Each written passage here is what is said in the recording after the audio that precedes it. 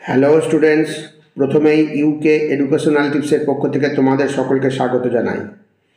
2024 সালের BA first semester Bangla suggestion হিসাবে শাক্ত পদাবলী থেকে প্রশ্ন উত্তর আজকের ভিডিওতে দেওয়া হয়েছে। তোমরা দেখো এবং তৈরি করে নাও। এখানে প্রত্যেকটা প্রশ্নই ভেরি ইম্পর্টেন্ট, আর এই প্রশ্নোত্তরগুলি মেজর এবং মাইনর উভয় স্টুডেন্টসদেরই ক্ষেত্রে বিশেষভাবে গুরুত্বপূর্ণ। আর স্টুডেন্টস, এ প্রসঙ্গে বলি, তোমরা যারা এখনও এই চ্যানেলে নতুন, তোমরা চ্যানেলটিকে সাবস্ক্রাইব করে পাশের বেল আইকনটিতে প্রেস করে অল নোটিফিকেশানে ক্লিক করো, তাহলে আমার দেওয়া পরবর্তী সাজেশানগুলো তোমার কাছে সবার প্রথমে পৌঁছে যাবে। আর তুমি যদি সেই সাজেশানগুলো ফলো করো তাহলে তুমিও আগামী পরীক্ষা নিঃসন্দেহে ভালো রেজাল্ট করবে। যাই হোক স্টুডেন্টস, এখন আমরা আজকের প্রশ্নোত্তরগুলি দেখি। এই শাক্ত পদাবলী থেকে প্রশ্নোত্তর দেওয়া হয়েছে 5 নম্বর অথবা 10 নম্বর মানের প্রশ্নোত্তর, যে কোনোভাবে আসতে পারে। প্রথম প্রশ্ন হচ্ছে, শাক্ত পদকর্তা হিসাবে সাধক কবি রামপ্রসাদ সেনের কৃতিত্ব আলোচনা করো। দেখো, কবি পরিচয়।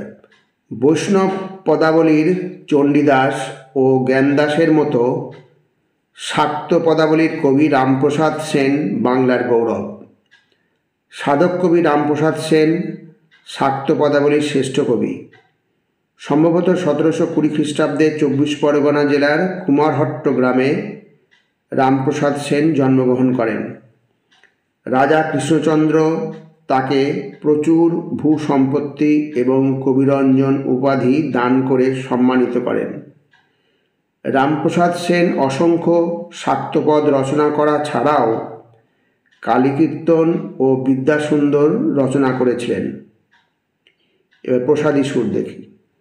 রামপ্রসাদ উমাসঙ্গীত এবং শ্যামাসঙ্গীত উভয় ধারার স্রষ্টা এবং উভয় ধারাতেই তিনি যথেষ্ট পারদর্শিতার পরিচয় দিয়েছেন। তিনি শুধু সঙ্গীত রচনা করেই ক্ষান্ত হননি, উক্ত সঙ্গীতে এক প্রকার বিশেষ সুর আরোপ করে সঙ্গীতগুলিকে আরও তাৎপর্যময় করে তুলেছেন। এই বিশেষ সুরটি প্রসাদী সুর নামেই সাধারণত পরিচিত। এবার উমা সঙ্গীতের বৈশিষ্ট্য। রামপ্রসাদের উমা সঙ্গীতগুলির মধ্যে ধরা পড়েছে গার্হস্থ্য ও সামাজিক জীবন। মাতৃহৃদয়ের সকরুণ বেদনা সাধারণত কোথাও প্রকাশের ভাষা পায় না, তাও এখানে উপেক্ষিত হয়নি। বরং মাতৃত্বের বেদনা ও বাৎসল্য মহিমায় উমাসঙ্গীতের কথা আগমনী ও বিজয়ার পদগুলিকে পরম মাধুর্যে মণ্ডিত করে তুলেছে। উমাসঙ্গীতের এই সামাজিক এবং সাহিত্যমূল্য সাধারণ পাঠকের নিকট গ্রহণীয় হলেও ভক্ত পাঠকের আধ্যাত্মিক দিকটাকেও উপেক্ষা করতে পারে না। এবার শ্যামাসঙ্গীতের বৈশিষ্ট্য। উমাসঙ্গীতে রামপ্রসাদ যে প্রতিভার পরিচয় দিয়েছেন তা শ্যামাসঙ্গীতে আরও যেন বিকশিত হয়ে উঠেছে।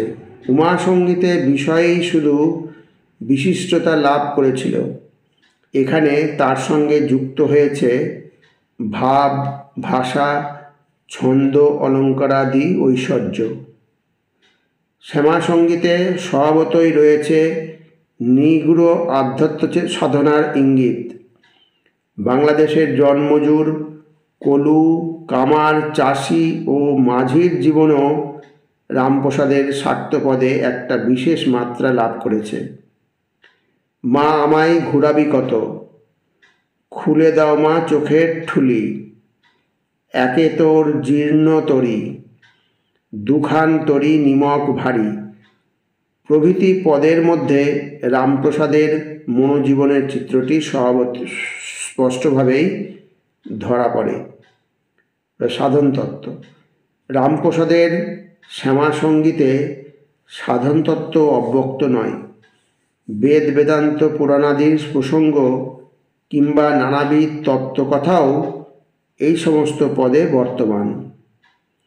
দৈনন্দিন জীবন ও অধ্যাত্ম সাধনাকে এমনভাবে এক করে নেবার মধ্যেই কবির স্বার্থসঙ্গীতের চরম সাহিত্যিক সার্থকতা সম্পাদিত হয়েছে। বিভিন্ন জাতীয় ছন্দ রচনায় রামপ্রসাদ যে কৃতিত্বের পরিচয় দিয়েছেন তা বিশেষভাবে উল্লেখযোগ্য। বলতে গেলে রামপ্রসাদই সর্বপ্রথম লৌকিক ছড়ার ছন্দকে সার্থকভাবে বাংলায় ব্যবহার করে পথ প্রদর্শকের মর্যাদা লাভ করেছেন। মায়ের প্রতি অভিযোগ, অনুযোগ, আবদার শেষ পর্যন্ত ঐকান্তিক আত্মসমর্পণে পূর্ণতা পেয়েছে। তার স্বার্থসঙ্গীত আজও মানুষের দুঃখ কষ্টে শান্তি ও স্বস্তি এনে দেয়। তাঁর ভক্তিগীতি প্রবাদ প্রবচনের মতো লোকসমাজে ব্যবহৃত হয়। মন রে কৃষি কাজ জানো না, এমন মানব জমিন রইল পতিত, আবাদ করলে ফলতো সোনা। এবার আমরা পরবর্তী প্রশ্নটা দেখি। পরবর্তী প্রশ্ন হচ্ছে, রামপ্রসাদ সেন এবং কমলাকান্ত ভট্টাচার্য এই দুই স্বার্থ পদকর্তার কৃতিত্ব সম্পর্কে তুলনামূলক আলোচনা করো। এটা তোমাদের প্রত্যেক ইউনিভার্সিটির ক্ষেত্রেই এই প্রশ্নটা বিশেষভাবে গুরুত্বপূর্ণ। প্রথমটাও এবং এটাও বিদ্যাসাগর ইউনিভার্সিটির ছেলেমেয়েরাও এগুলো ভালো করে তৈরি করবে। এগুলো তোমাদের খুবই ইম্পর্টেন্ট। দেখো, অষ্টাদশ শতকের দ্বিতীয় শতকে জন্মগ্রহণ করেন রামপ্রসাদ। কমলাকান্ত জন্মগ্রহণ করেন ওই একই শতাব্দীর শেষ পাদে। তাই একই শতাব্দীর প্রেক্ষাপট উভয়েরই কাব্য রচনার মূল স্তম্ভ ছিল এবং দুজনেই তন্ত্র সাধক ও কবি ছিলেন, কিন্তু দুজনেই শ্রেষ্ঠ তাদের ভিন্ন ভিন্ন কাব্যধারায়। তার জন্যই তাদের মধ্যে তুলনা করা স্বাভাবিক। রামপ্রসাদ সেন বাংলা ভাষায় শাক্ত পদাবলীর জনক। ভক্তের আকুতি পর্যায়ের পদে তিনি শ্রেষ্ঠ। তাঁর পদে কবিসত্তা ও সাধকসত্তা হাত ধরাধরি করে বাস করে। কালীমূর্তির ধ্যান বাঙালি জাতির একটি বিশেষ সাধনা। রামপ্রসাদের কাব্যে তা পরিস্ফুট। জন্মান্তরে বিশ্বাসী কবি জন্ম জন্মান্তরের দুঃখভোগের কারণস্বরূপ কর্মফলবাদকেই স্বীকার করে নিয়েছেন। তান্ত্রিক আচারাদির মধ্যে বিশ্বেশ্বরীর স্নেহঘন জননী মূর্তি আবিষ্কার এবং স্নেহকাঙাল সন্তানের ব্যাকুলতা তাঁর পদাবলীর শ্রেষ্ঠ সম্পদ।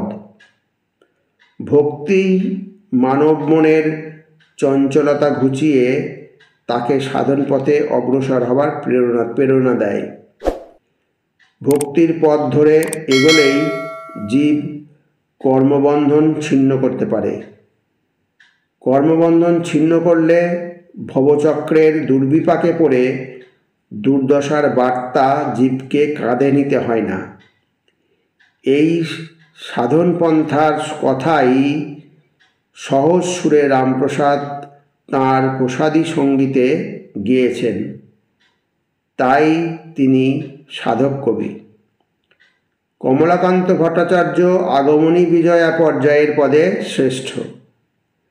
মাতা পিতা কন্যা ও স্বামীর মনস্তত্ত্ব উদ্ঘাটনে কমলাকান্ত নৈপুণ্যের পরিচয় দিয়েছেন। মাতার স্বপ্ন দর্শন থেকে শুরু করে বিদায়ের লগ্ন পর্যন্ত কমলাকান্ত রচিত প্রতিটি পদ নাটকীয়তায় সমৃদ্ধ।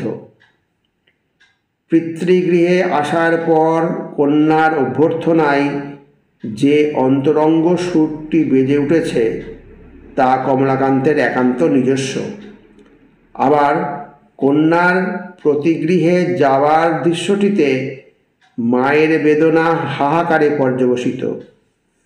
তাই কমলাকান্তের আগমনী বিজয়া পর্যায়ে মাতা কন্যার যে সুমধুর সম্পর্ক পাওয়া যায়, রামপ্রসাদের পদে তার বিশেষ পরিচয় পাওয়া যায় না। বলা বাহুল্য, রামপ্রসাদ এবং কমলাকান্ত উভয়ই শাক্ত পদকর্তা এবং উভয়ই দৃশ্যমান জগতের বিচিত্র উপকরণ থেকে চিত্রকল্প সংগ্রহ করেছেন। রামপ্রসাদ যেমন তৎকালীন বঙ্গদেশের প্রেক্ষাপটটি তুলে ধরেছেন, কমলাকান্ত তা করেননি। ভাষা প্রয়োগে কমলাকান্ত বেশ আড়ষ্ট। সন্তানের মাতৃমুখীনতায় রামপ্রসাদ সন্তানের মুখের ভাষাকে কাব্যে প্রয়োগ করেছেন, তাই জন্য মাতা সন্তানের মধ্যে স্থাপিত হয়েছে নৈকট্য। বৈষ্ণব পদাবলীর ঐতিহ্যে লালিত কমলাকান্ত, তাই মাতা ও সন্তানের মধ্যে দূরত্ব বিদ্যমান।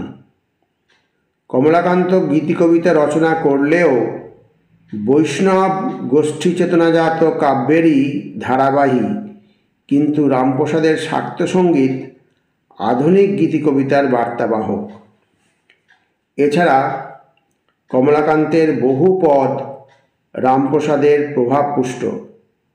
তা সত্ত্বেও উভয়ই অনন্তরূপিণী মহাকালীর চরণপদ্মের ছিলেন যুগল ভ্রমর।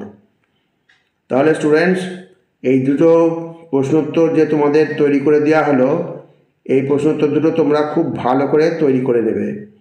দুটোই কিন্তু ভেরি ভেরি ইম্পর্ট্যান্ট তোমাদের এই ফার্স্ট সেমিস্টার পরীক্ষার জন্য।